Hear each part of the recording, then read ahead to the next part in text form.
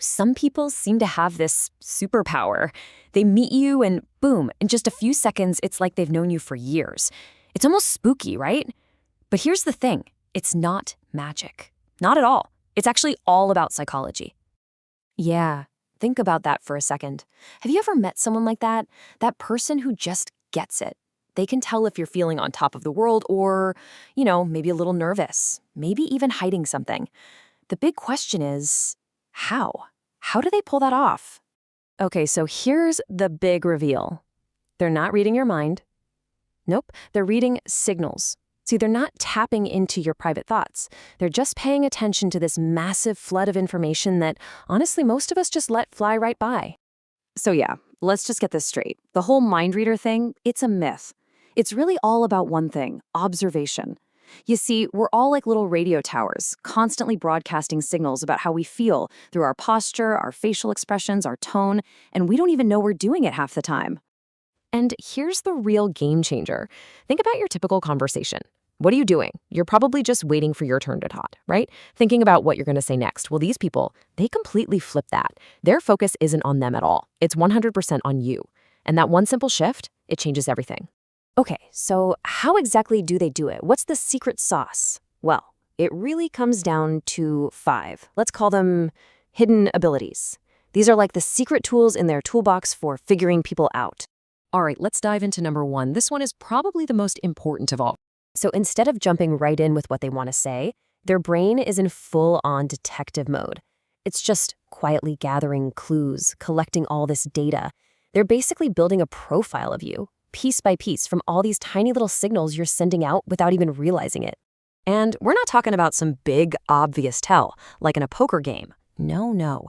It's the little stuff, the super small things, like a tiny flicker of an expression, the way your eyes meet theirs, or don't, how fast you're talking, even how you react when they ask a simple question. See, while the rest of us are just hearing words, they're watching the whole show. Okay, on to number 2. And this one builds right on top of that observation skill. It's a pretty well-known fact in psychology that a massive chunk of how we communicate isn't with our mouths. It's nonverbal. Our bodies, well, they don't really know how to lie. A signal reader, they're basically fluent in the secret language. I mean, you see these contradictions all the time, right? Somebody says, oh yeah, I'm super confident, but their shoulders are all tense and hunched up. Or they're like, I'm totally relaxed, while their foot is just going crazy, tapping away. And the big one, the smile that doesn't quite reach the eyes. To a signal reader, these aren't just little quirks. They're giant, flashing neon signs. All right, number 3. This one takes us a little deeper into the world of emotions. What we're talking about here is emotional intelligence. And really, all that means is having a solid grasp on emotions, yours and, more importantly, other people's. Because they just kind of get the whole landscape of human feelings, they can pick up on emotional patterns way faster than the average person. So here's how it works in their head. Their brain is like a supercomputer, constantly running background processes. It sees something, say a tense posture and a kind of fake smile, and instantly cross-references it with a huge database of every other time it's seen that combo. And that's how they can make these crazy accurate judgments in like half a second. Number 4. This is where their focus gets laser sharp. This one is all about the tiny, tiny details. People who are really good at this have an incredible eye for detail. They catch the stuff that just whizzes past the rest of us.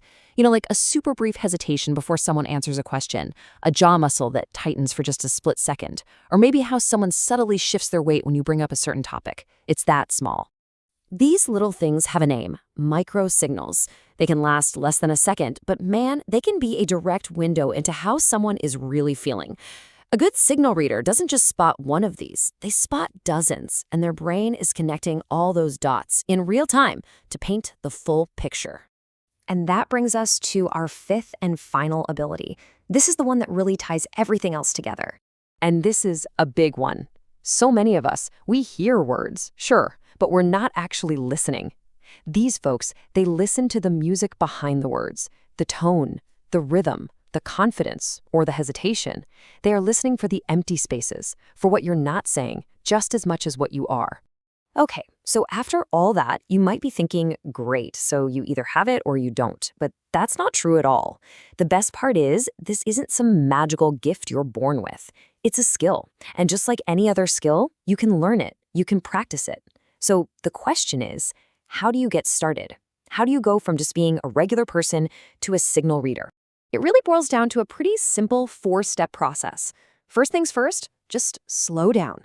In a conversation, just take a beat to observe before you jump in. Second, start actively paying attention to body language. Make it a conscious thing. Third, try to listen for the feeling behind the words, not just the words themselves. And last but not least, work on your own emotional awareness. Because honestly, the better you understand your own emotions, the easier it is to see them in other people. And here's the cool part. It might sound like a lot of work right now, but you won't have to consciously think about all this forever. If you practice, your brain actually starts to do it on its own. It'll just start picking up on these patterns automatically, kind of running in the background. So let's bring it all home. These people who can read others in a flash, they're not psychic, they're not magicians. They're just more aware. It's like they've learned to tune into a radio frequency of communication that most of us just have set to static. It's really that powerful combination of careful observation, understanding body language, catching those tiny microsignals, and truly deeply listening. Each one of those skills builds on the others, and together they create this incredible ability to really see and understand people. So I want to leave you with this challenge. The world around you is just packed with these hidden signals, and they're all just waiting for someone to notice them. So next time you're talking to someone, just try it. For just a few seconds, slow down, observe, and really listen. You might be absolutely amazed at the secret conversations you start to hear.